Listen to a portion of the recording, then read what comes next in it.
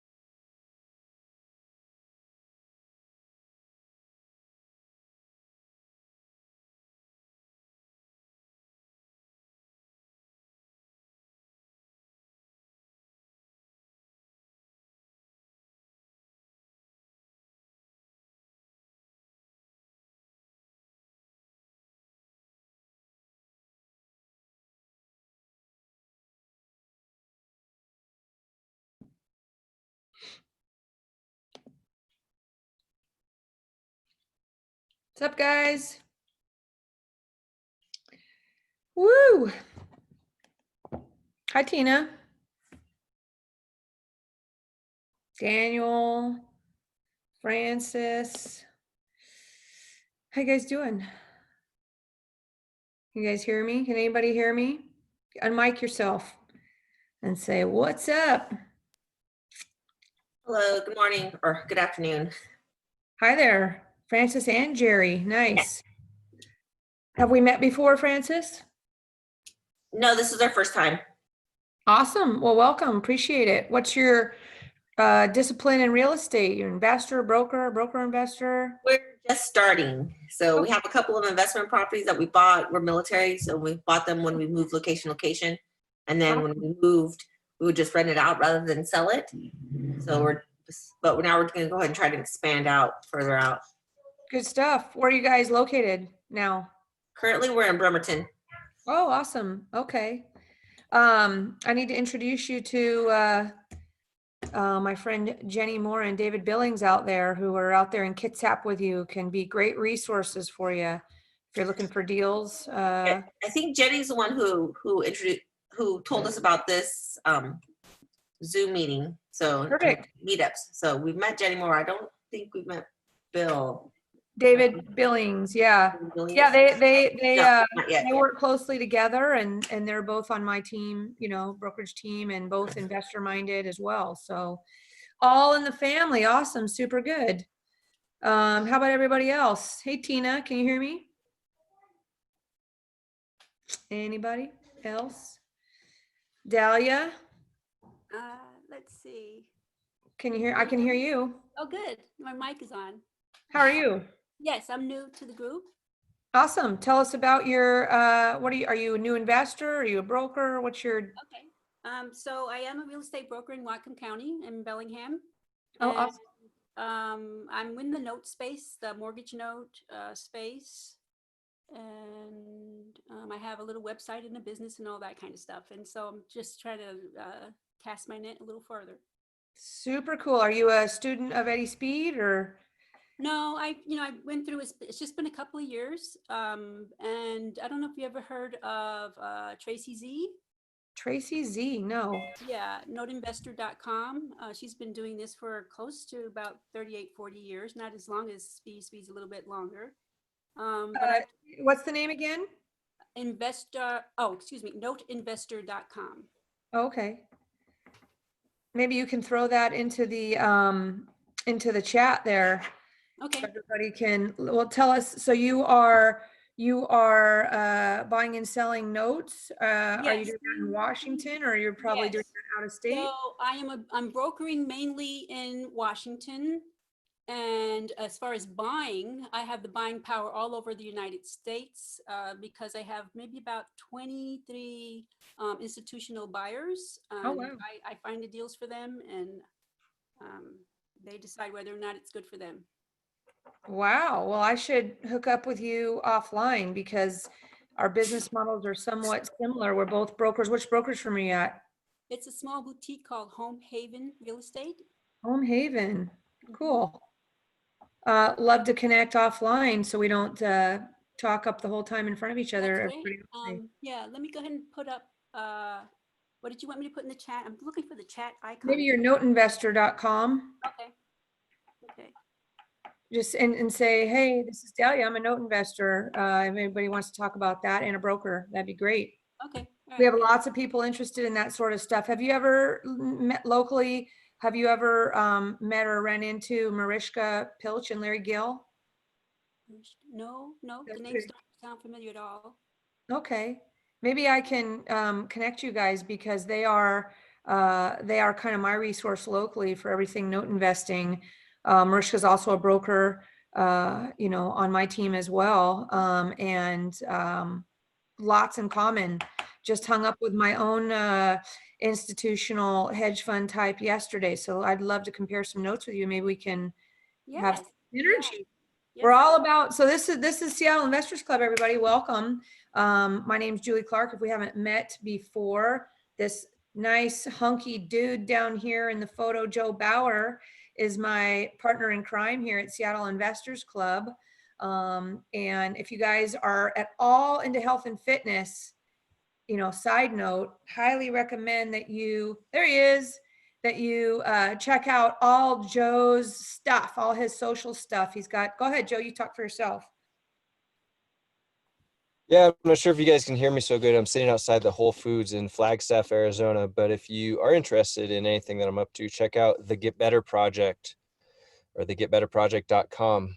And we do online at-home training programs for people that are stuck at home during this crazy time. So you don't need any equipment. If you like the outdoors, check out the Fantastic Life, which is, as you can see, Joe is inside his home. Thefantasticlife.com is our outdoor spot. So super, super fun to live vicariously through Joe. If you're like me, where you have two 12-year-olds down the hall finishing up the first half of their day of school right now, who are probably going to walk by right here, and we're going to see if they can make themselves some soup while I'm here doing this with you guys. It's going to be pretty interesting. So if I jump off, that's probably because they're almost burning the house down, and you guys can talk amongst yourself for a minute. But good stuff. So good stuff. So Dahlia, are you doing like off-market marketing and off-market lead generation for your clients then?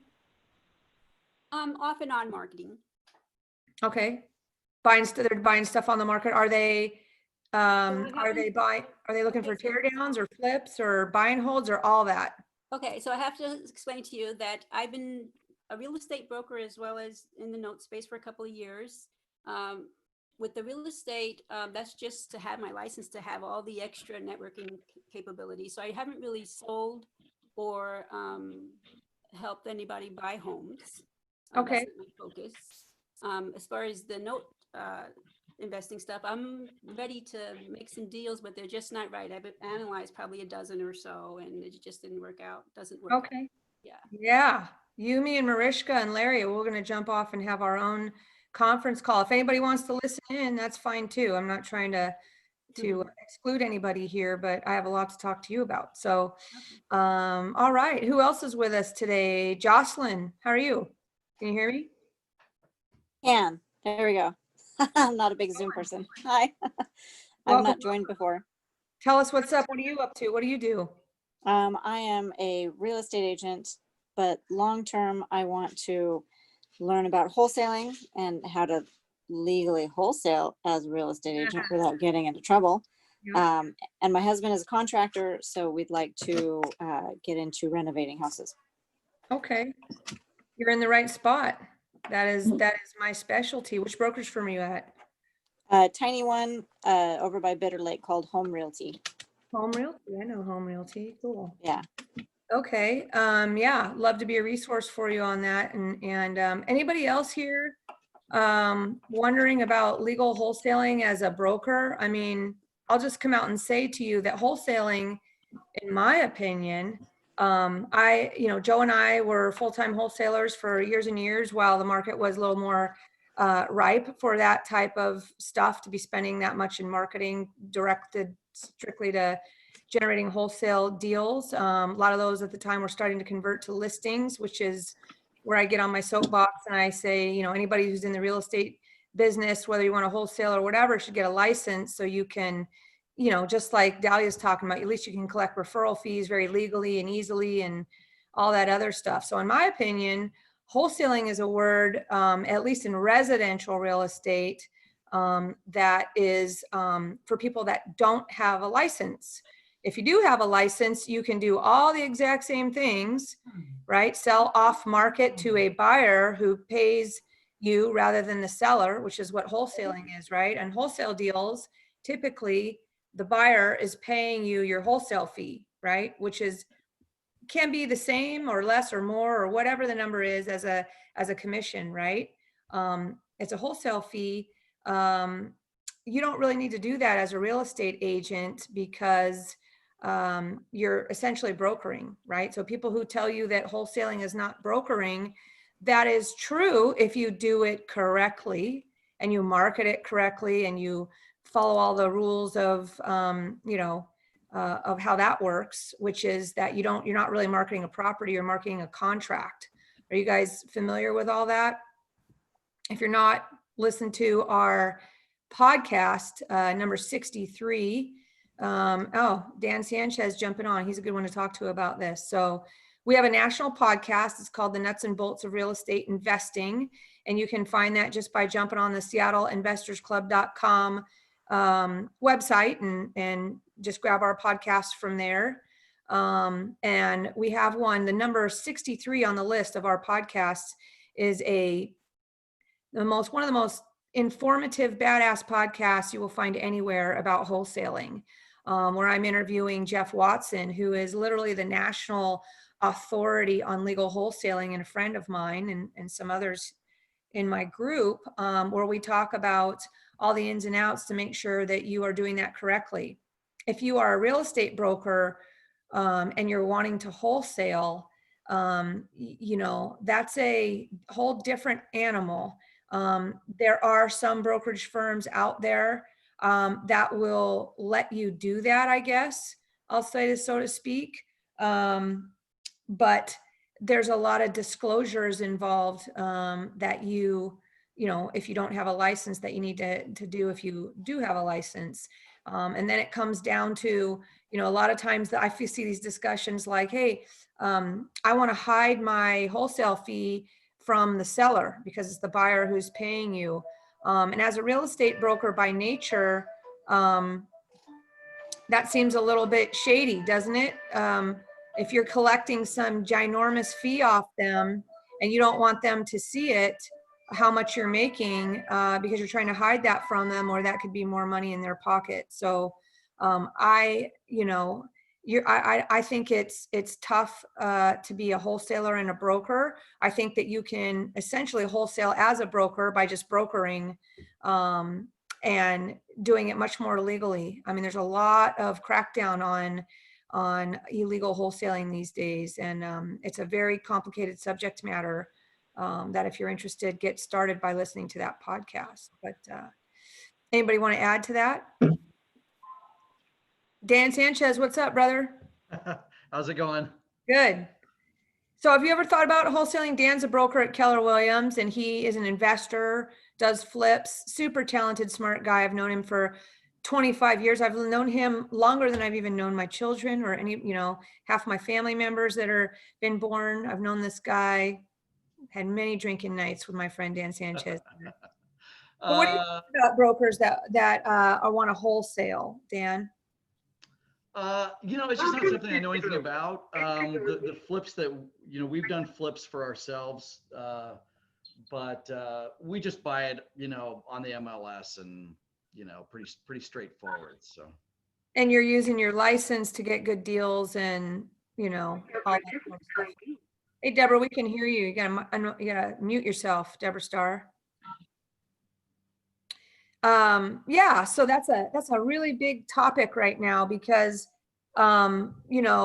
people are of the impression that there's going to be distress coming down the pipeline. All the wholesalers are starting to gear up again and get ready to, crank out their marketing machines again. And there's people that will, and qualified, talented people that know how to generate off-market leads, that are offering all kinds of stuff. But you do need to be careful that you don't just grab somebody's contact tract, learn how to do wholesaling as a broker and think that you're going to be okay.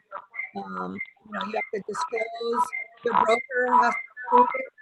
Somebody there, Joe, you're able to mute guys. Who's over that 425? There you go. Right on. So Well, that's where are these distress sales going to be coming from? I'm just curious what the thought is. Yeah, I think, I'm agreeing probably with where you're thinking, Dan, is that, do we really think we're going to have, some trouble here in our market out here in the Seattle area? Man, I don't know. We're pretty strong out here. I think that people are waiting on, to see if something happens with the forbearance stuff, right? That if people screwed up or didn't control their forbearance stuff they selected, that, they might end up, if they lost their job and they can't, some sort of loan mod doesn't work out or some sort of offering, they're going to be offered, so many things to try and save their bacon. But the reality is the banks aren't going to want to take on people that lost their job or, there could be something related to that regarding unemployment, I guess, if unemployment doesn't get under control. But if you're suggesting that maybe the market's not going to ever get that bad here, I might also be agreeing with that. Yeah, but I wonder, that's a good point though, on one hand, because if maybe these sales won't be coming from the bank, but people can't make their payments and they see the end of the line on the forbearance, they may just feel the pressure to sell and not legally be forced to. I'm actually in a situation right now where it's almost a short sale, zero down, government bond financing from a few years ago. And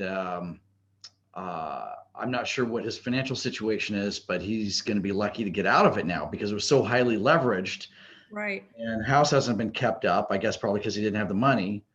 And so consequently, he did not get to participate in some of the appreciation just because the house went down as the market went, physically went down as the market went up. And I think he can't afford to even pay the mortgage right now. So maybe there will be more things like that.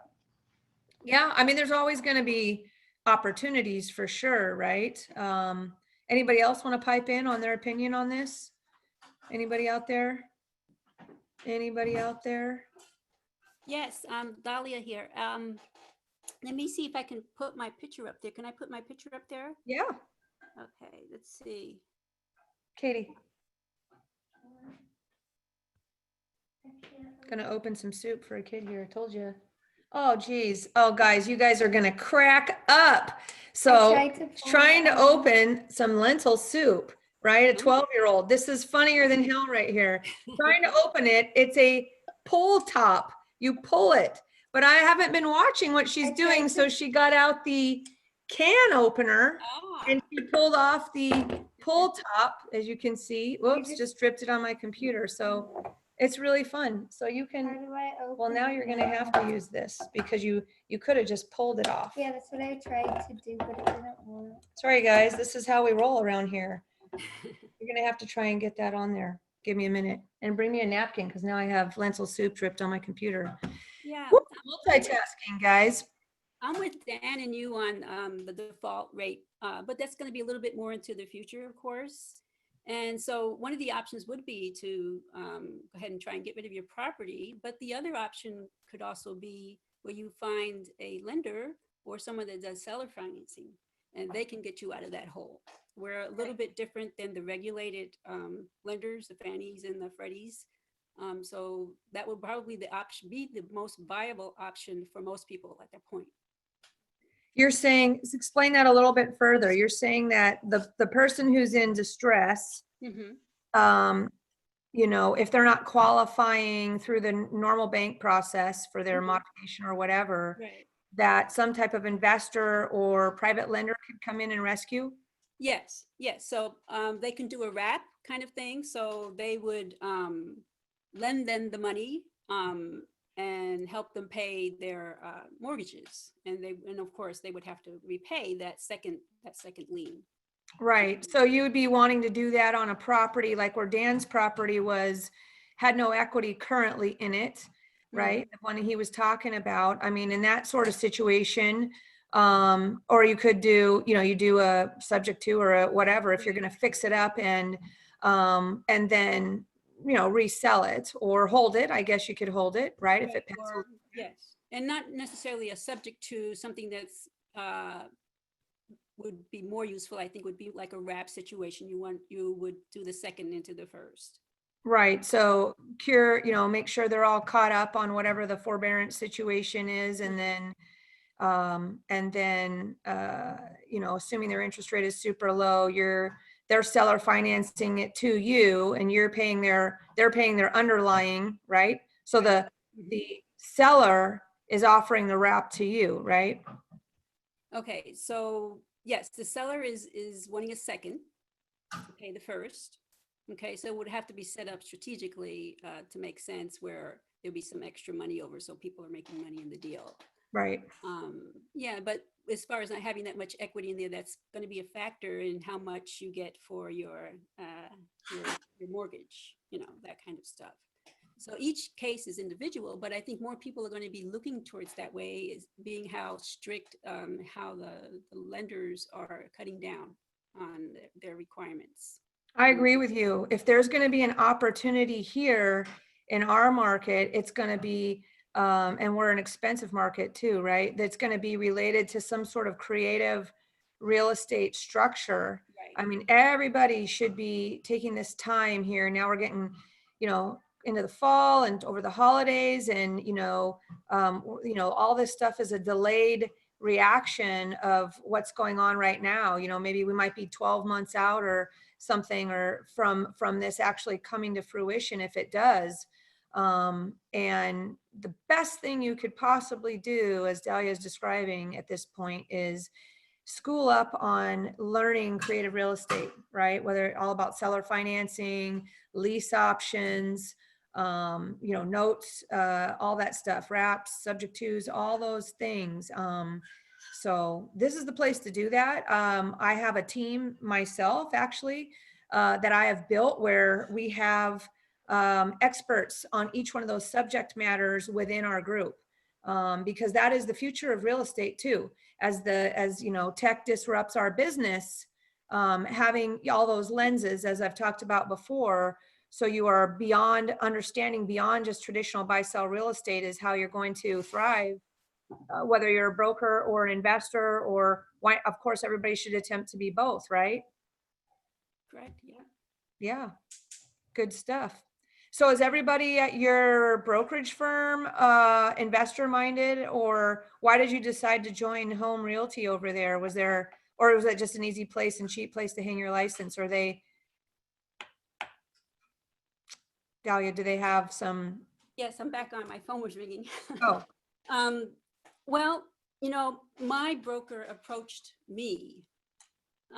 This was a few years ago. I was doing a lot of the foreclosure stuff, attending foreclosures and seeing if I could pick up stuff. I love bidding. And so I met him there, and he looked over to me one day and he said, "Hey," he said, "you should get your license with as much as you know about real estate and processes and stuff." He said, "Go ahead and study and get your license, and you can hang your hat at my office." And his is just a family business. It's himself, his son, and his wife that run the brokerage. So yeah, I was very fortunate with that, and I get most of the commission So it just works well. I help him out with things that he needs every now and then. So it's a good working relationship that we have. That's awesome. Yeah. I've heard of home really I'm over in Ballard, so I'm not far from there, but hey, Dan, I want to ask you a question that you can share. Have you guys been, you know, keeping 1 out of 4 of your flips? Are you trying to do that? Can you hear me? You got to unmic yourself. Unmic yourself. This better? Yeah, there you go. You guys trying to keep, are you guys? I don't know sign language, sorry. Yeah, so we embarked on a plan to flip 2 or 3 and then do a keeper, put a 15-year mortgage, or just to have a plan to pay the mortgage off in 15 years. Not from a cash flow perspective, but just to have somebody pay the mortgage off for us as part of our retirement. And then hopefully we're able to do that. Do 1 a year is kind of our pie in the sky dream. If it doesn't work out and we wind up with half a dozen houses that somebody else is paying the mortgage on, going into retirement in 15 years, then that's great. But yeah, we just did. I think our next one after this might be a keeper. We just did one on Hilltop with a 92 walk score in Tacoma, which I didn't even know Tacoma had walk scores. I really wanted to keep that one, but financially it was one that we had to flip. And then we accidentally won a bid war on one because we had worked with the broker before. Well, What I want to ask you is that are you, to make the numbers work around here, like you just said, you're not necessarily going for cash flow. You're going for having somebody pay it off for you, right? Yeah. And so, how are you? You're a smart guy. You know how to run all the numbers. You've been around the block. How difficult is it to find something that pencils to keep? Or you're having to do it, you're basically flipping to hold. Are you adding? Yeah. That's an basement? outstanding question. Yeah, absolutely. Yeah, you nailed it. Yeah, really, it's our keepers would be a flip opportunity that we don't flip.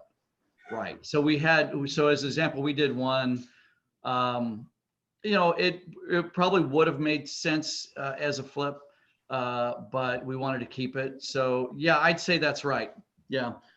And then we, But how hard is it to pencil? So most of the time you're having to do a full, basically flip to hold in our market here to make the numbers work.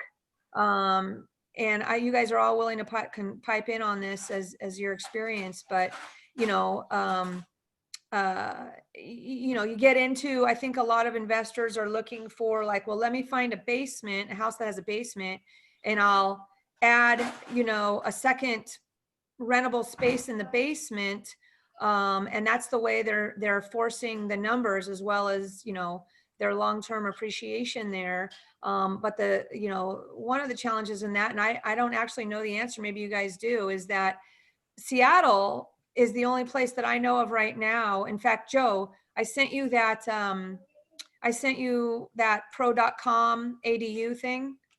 If you want to throw it in the chat, I found a really great resource because I have one of my buyers wants to live within 30 to 45 minutes of Google's Kirkland campus and wants to house hack and then keep it as a rental. Right. And it's so expensive in the area. The only way to possibly that you could probably do that would be to buy something that has a basement that you would throw another unit into, right? So a mother-in-law, like an ADU. well, what we're doing, we're all about Tacoma. Everything that we do, flip or keeper wise is in Tacoma. And, we're still getting good flip opportunities. I mean, we just bought one now. Are you able to find something that pencils to keep as a rental in Tacoma? Is it getting tougher? Oh, no, it's not getting tougher. In fact, it's funny. Only recently has Tacoma real estate prices gotten to a level where you can't just buy any house and make it make sense. What I mean by that is up until 2 years ago, you could literally just buy a house, do nothing to it. The rents were high enough to where you could just it actually made sense to just buy a random house and put a tenant in there. It's just that nobody wanted to be a landlord in Tacoma or whatever at the time. It's only now over the past couple of years has it have home prices reached a point where you actually can't do that. Like Seattle, you can't just buy a house and rent it out. You have to do something to it. However, so what we're doing in Tacoma is we're just on our little flip plan, and every now and again, we'll just keep one of the flips. So we just walk in with instant equity and have somebody pay the mortgage off. Yeah. Yeah, it's getting tougher. Is anybody else in the buy and hold game here? I know anybody else. Hey, Kim, you Julie, guys. Julie, ahead, I was going to tell you in the Bremerton market too, at least city of Bremerton, they're loosening up what they allow as far as what you're talking about, find an older home with a basement and then convert it, into a second unit. That's one of the investors I'm working with. That's one of his strategies, because we're in need of so much housing. They're trying to relax some of the restrictions over here as well to offer that. And that will make something that seems like it shouldn't pencil, suddenly it'll, be worth it. Right. I mean, but the challenge with that, you guys can all pipe in, whoever knows about this. Part of the challenge, is, for example, on the east side in Bellevue and stuff, they require owner occupancy in one of those units, right? And so that works while you house hack and do it or whatever. But once you go and, you want to move out and keep it as a rental, and you no longer owner occupy, I believe, assuming that you're getting a permit, that now they will come check up on that, right? And so I'm throwing that out there as a discussion. 12-year-old walking by on an iPhone. Hello. Okay. So, like my client wants to, I have a buyer that wants to do that, and he wants to keep it as a, just house hack it and do that for a while and move on. And I'm saying, well, Seattle is the only place I know right now, and I haven't checked Bremerton or anywhere else, but that doesn't apply to him. That's going to allow you to not owner occupy one of the units if you're forcing the ADU. If you're using that strategy to make the numbers work on a buy and hold in the Seattle area, right? You run into that owner occupancy challenge in some of these other King County cities, at least. Anybody else want to comment on that? I put a link in the chat. Joe dropped it in there of all the cities in, I think it covers Snohomish and King County and what their ADU rules are.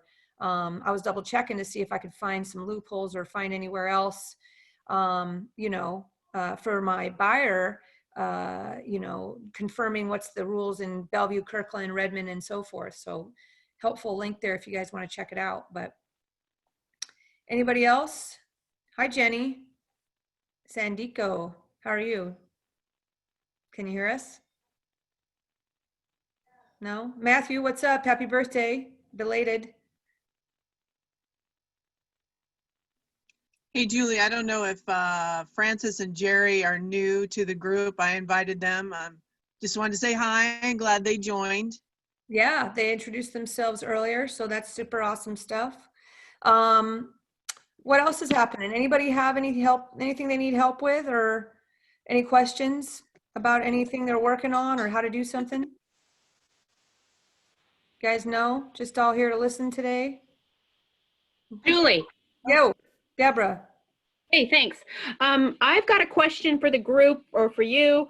I've got a company, I have a lot of rental properties, and one of the services that I've hooked up with through RHA is National Sewer Company, and they provide sewer insurance for the inside of your pipes of your home and or the outside of the pipes of your home. And I wonder if anybody in this group would be interested in hearing from the guy who, sells the service or provides the service, since we all are invested in real estate in some fashion. Yeah, sure. Why not? Invite him on, next week or something. To attend a meeting? Okay. Like I wasn't sure. Pop You on did. at 11:30. Great. And I Tell don't me what that is again, Deborah. I Pardon didn't me? really understand what you were saying. Will you explain, what does he do with sewers? Wraps the pipes? No, National Sewer Insurance Company. They insure the pipe. Oh, So if you have leakage within your home or, blockage, they'll come out once a year and roto-rooter and camera scope your pipes at no charge. And that because your insurance covers a once a year scope. And then they will also insure the exterior pipes. If there's a crack or a break where it's on your property line and you're responsible for it, they'll pay up to $10,000 for repairs. oh, cool. Okay. So I have it on all of my rental properties and my own home. And it's just been a nice feature to have, because all I do is call them and they will immediately send a plumber within 4 hours to my home and take care of any interior problem or exterior. I've never had an exterior problem, knock on wood, but a lot of my friends have with old pipes that we have in Seattle. What's your monthly payment on that? I'm getting it through RHA at a discounted rate of $8 a month per house for exterior. And then if it's interior or exterior combined, it's $20 a month. Wow. But I'm a member of RHA, which is why I get that rate. I don't know. I think their rate might be a little bit higher, but not much more higher if you're not a member of RHA. If you Residential happen housing. to drop their link in the chat, if you have the opportunity to do that, that'd be cool. And then, yeah, that's good info. Thanks for sharing. Would you like to have him join a meeting? Because he'd be happy to come and talk in more detail. Yeah, sure. I mean, Worth we're it? not going to let him take up an entire hour, but if he wants to pop in No. for, this isn't like a sales pitch show or anything like that. So, but definitely would invite him to come and just tell us about it, since this is something that we could all use and all of us need to know about for sure. Got it. And one other question, different issue. I have done private money lending in the past, but I'd be curious to learn more about how you do the wraps. I've never done a wrap, but I've always thought about how do you do that? Dahlia, you want to cover that? If you're there. Is that something I can talk to her offline maybe? Yeah, it's a little bit more complicated and situational, and you have to work with, I guess to make it simple, the person who's doing the wrap, let's say you have a person that's looking for a second mortgage and you're the lender. Right. Okay. So, well, let's say you want to buy the mortgage. That'd be simple enough. And they're receiving payments. But it's more, we have to set up a scenario, which I'm not good at No problem. Yeah. Maybe I can just connect with you offline. Sure. That'd be wonderful. I'd like to. So Deborah, but your intention is to be the lender on this, or is your intention to be the buyer of a property or the seller? Well, in my case, what I'm finding, because I'm in the mortgage industry, a lot of my friends do mortgage loans. They have clients that want to sell their existing property. They're in the process of getting pre-qualified, but they don't want to sell their existing property till they've bought their new home and moved into it, right? They want to be moved out and then put their house on the market, fix it up, do whatever. And so they need a bridge loan, so to speak. And so they're looking for private money, temporary, 3 months, 6 months. And I've been willing to do a few of these, but if the property doesn't have enough equity for the bridge loan, I'm wondering, how do you do a wrap? But also I could share some of these leads. I just passed on one a week ago because I didn't feel there was enough equity in the property for me to do a second mortgage on it while they sold their house, moved into the new one, and then fixed up the old one that my second mortgage would be on. So, I could bring. Definitely would love to work on that. And Dahlia, we can even put our heads together. But as far as if you have an exact property, I love that. We have definitely all the resources that we need within my team or my group. And Dahlia joining us now, and I'll say, I'm not trying to take any leads from anybody here, but to problem solve and use it as a case study and see what it's easy to do, when you have an actual property and situation, as Dahlia said, right. that we can work through it on, that would be great, and use it as a case study. And definitely have the people here qualified to do that between myself and Mariska and Dahlia and some other people. And Good. yeah, if you have those leads, let's take a look and use as a case study for everybody. Sounds good. Okay, I'll bring them on. Good stuff. So Tina, what's your discipline in real estate? I love your photo, by the way.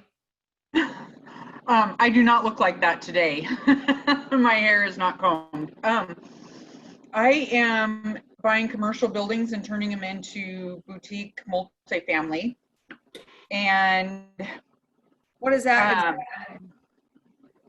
well, like adaptive reuse. So like buying turning it into multifamily, did you say? Yes, like condos or apartments. Okay. Like taking an old warehouse and turning it into something new. Like a commercial condo, is that what you mean? It doesn't have to currently be condos. Like, give me an example so I can follow you better. So, like the meatpacking district in New York, where they took an old meatpacking warehouse and turned it into loft apartments. They call them apartments in New York, even though they're for sale. Yeah, so it's a very like urban industrial type of thing. Cool. And yeah, so I'm not sure why my instincts told me to jump on today, but it did. Yeah. And so I am I'm getting started. I have a business partner who has a real estate she has a real estate license, and so my part of it is finding projects and doing the design aspect of it. So my day job and background has been in commercial project management. Okay, cool. And so I'm looking for a project. So if anyone knows of a commercial property that they'd be wanting to let go, that we could turn into something. So like an office building that has maybe 2 or 3 or 5 stories, especially something, it doesn't have to be historic, but something older, right? That would easily turn into a condo. That'd be a really cool thing to adapt. And I know there's empty office space right now. So I'm hoping that maybe the real estate or the single family home might not change, but I'm thinking that aspect might change in the next year. And the zoning, you know, like for example, yeah, I guess I'm saying, so you want to turn in the commercial space into all residential? So, you know, Correct. each floor that is currently used as office, Dan, you can pipe in, you know about this. And you want to convert that all to residential. Right. And so there are situations where it could be a mixed use because folks don't want to live on the street level, you know, so it would be redeveloping that, but it would be, so our business is building reuse development. So it's developing a building that currently isn't being used for that primarily. And the zoning needs to be Zoning, yeah. The zoning needs to work. A lot of the urban areas, though, it does work. And then some of the municipalities are willing to work with us as well. So if we want to do something and we go to the municipality and say, you know, hey, we want this, what we want to do, they're willing to work with us. Do you have a project that is an example project of, for example, I used to own, as Dan knows, through my previous life before I had kids, I used to own the Seattle Quilt Building, which is downtown in Pioneer Oh, Square. cool. Yeah. And we took that building, and it's a mixed use building. It has retail on the bottom floor, then it has a few floors of office, then it has a few floors of residential on top. And we converted initially, this was back in 2005-ish. that we were looking at Okay. doing before we crashed, and brought to me, and I was told, convert it to condos, which is, we were going to renovate those floor and turn them into condos up top and maybe commercial condos on each floor. Luckily was able to talk my boss at the time out of that, because we were headed to the downturn and it was not going to pencil at the time. But Right. experience with that sort of thing, it wasn't a change of use. It was more like condominiumizing a mixed use building downtown and selling off some of the units as well as office condos, I guess I'll say. But what you're talking Yeah. about is a little bit different. You're talking about taking floors. Dan, what do you think about this? Because you know this world, taking floors of office buildings and converting them to residential, or for example, we have what Queen Anne High School, right? Then they Right. Yep. right? That was Exactly. yeah. Well, sorry, you probably noticed I've been fiddling with my my video setup, so sorry. Well, I'm they just tried glad, to do Dan, that. that you didn't cut off right after you said I've been fiddling with my, and then you went, sorry, guys, this is a dirty joke. Nice. my video setup. So I have some fun. well, I got a camera for my birthday, and I'm trying to use it as a webcam. Okay, so anyway, they tried that in Dallas, and the problem, at least with larger office buildings, is that the floor plates are too big. So The what are too that's big? the floor plates. So as example, big giant squares that are a block wide on each side are not conducive to apartments or to residential. As an example, I stayed in one in Dallas, an Airbnb that was a conversion from an office building into apartments, and the unit was I think it was like a 900-foot one bedroom, and I think it might have been 15 feet wide and like 40 Oh. feet long, 50 feet long, right? That's the problem, is you need a rectangle to do that. So not very many office buildings, normally fit for that. That's why I think sometimes you see warehouses kind of converted to that, or where somebody will buy a warehouse in a downtown-ish type location and then add floors to it, because warehouses tend to be rectangles instead of squares. Well, so it would be a unique design. That is a piece of our development process. So it would be more of a loft style condo. So I do know that they're usually 15 to 20 feet wide and 50 feet long. So that is. You know what would be badass for that, Dan, is Northwest Work Lofts. Right? Converting Northwest Work Lofts downtown Seattle on the corner of Elliott and what is that? Elliott and. Oh, I know right where it is. There's an upholstery shop that I went to last week that is right by there. Dan and I used to both work for the developer that owns that on a land lease, actually. So unless he sold it and we don't know it, but I get what you're after. I'd be curious, Tina. If you email me, julie.clark@exprealty.com of any example of the scope and size of what you have an example of that, because I definitely have connections that might be able to help you locate that, as well as, I wonder what the opportunity zone stuff would be related to that if we're talking about warehouse conversion in some of these neighborhoods, and if there's an OZ layer on top, that might be a nice collide of the situation. Okay, yeah. I was going to ask Tina what area she's looking in, or if she's just focusing in Seattle. Western Washington for my, for right now. Have you ever converted like an old church or anything that way? Not a church yet, but we're working on a project right now, still in the acquisition phase of an old burger joint in the Central District of Seattle. But there's been projects I've looked at. The one on, wait, are you working on that one on Union? Yeah, It's like yeah, Union and 25th or something? yeah.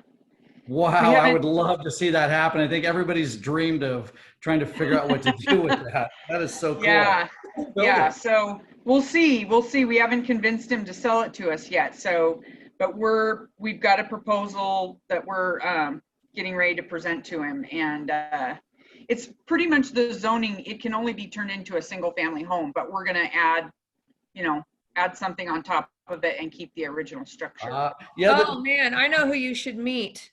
Do you know Augustus Bukowski? I don't. You guys are speaking the same language. He's a lender and a developer. Very, Okay. very talented, smart guy within my network, and a lot of other people here might know who he is. But I would love to introduce the two of you. That would be awesome. You know, are you on Washington Real Estate Investing? Warren, Yes, but I'll be honest, that gets overwhelming. It's so busy on there. yeah, it's like But getting yeah. popcorn. But anyways, he's on there. Okay. He's I'll ask him where he has his website. Maybe it's Seattle Luxury Homes or something like that. He's Okay. the guy. He's a guy that would be a fantastic guy. He's currently bought an old church, and they're converting that, I think, into some senior housing and stuff like that. Oh, cool. Yeah, so ping me on that if you want. Remind me, because as soon as we get off, Well, I will forget everything that we talked about today, because A, I have 12-year-olds in the house. B, I drink too much. And C, whatever C is, make it up. okay, wonderful. I'll send you an email. So Tina, why don't you drop your email in the chat? People are asking for it. If they come across any opportunities to run Yeah. by, they might be able to do that. So good stuff.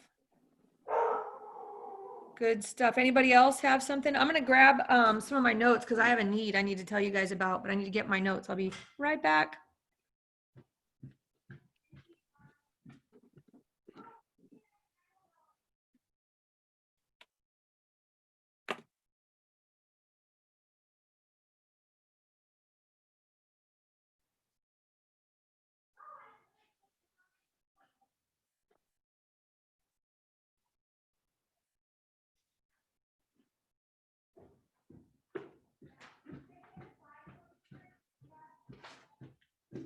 God, you guys are quiet. Can't even crack any jokes while I'm gone, or what? Man, let's see. I have a hedge fund buyer, basically. And especially, I don't know, maybe it's the same. I don't know if Dahlia is still on here. Do you work with Invitation Homes, Dahlia? If you're there? Not? I used to work for them. Yeah, well, they're back buying again, right? Are they really? Yeah, I just talked to them yesterday, their lead acquisitions guy. So definitely, actually, it's probably too much for me to talk about at 12:20 here today. So I think I'm going to post that need on the Seattle Investors Club website of what I'm looking for you guys that are have off-market opportunities or talking to buyers and sellers, anything off-market that we might be able to work together on and slam in a quick purchase that they pay. They can pay more than, a flipper or somebody would, and they buy, frankly, I think, a different product than flippers buy. But I have a relationship with Invitation Homes, which is, if you guys don't know who they are the monster buy and hold buyer here. Not in our state, but many states here, backed by what? Blackstone, limited, deep pockets. And they are looking for buy and hold properties. They buy a lot they like to buy in, Pierce County. They like to buy up north, like Arlington. Do not want to buy anything in Seattle because they're buy and hold and they rent them out. So they don't want to buy anything in Seattle with all the landlord restrictions and eviction bans and this and that. So I'm going to post it because we're running short on time today on the Seattle Investors Club website. If you guys want an opportunity to maybe work with me and tag team some deals, I'll post the criteria of what I'm looking for there, and you guys can check it out. Cool. Anything else going on? Darren, can you hear me? Yeah, I'm hearing. Hi. Yep. What'd you decide? What'd you end up doing? You guys getting ready to list that thing? I think we're still about 3 weeks away, so we'll probably start looking for a listing agent next week. Okay. Good Yeah. stuff. Good stuff. I have an agent in Sultan nearby in case if you're interested, but he's got a property that he flipped, a good buy out in Gold Bar. I'm sure you're going to crush it on that one. Have you seen? What's his name? Yeah, good stuff. Anybody else got anything today that they want to add? Remember, there's a chat if you want to pick up some of the stuff we've been talking. I have a random question. Does anyone here have experience with, or is there anyone here that's active with adult family homes in the Seattle area? I know some people that are, yes. Are you looking for information on how to get started and tackle those, or do you have one that you want to work on? I don't think it's very unlikely that we want to sell it, but I just wanted to talk to someone who's done stuff with that in case we do. We've got a property that is grandfathered in as an adult family home, basically for any group home purpose, that's in Queen Anne. And it's pretty big. It's about a 4,000 something square foot structure on a 6,000 square foot lot. Probably not looking to sell it, but just wanted to possibly talk to a few people that have bought these sorts of things in the past. Number one, just kind of see what it might be worth. And number two, if 6 months or a year down the line, we do decide we want to sell it, possibly have someone to reach out to. You know, Leica, do you know Leica? No.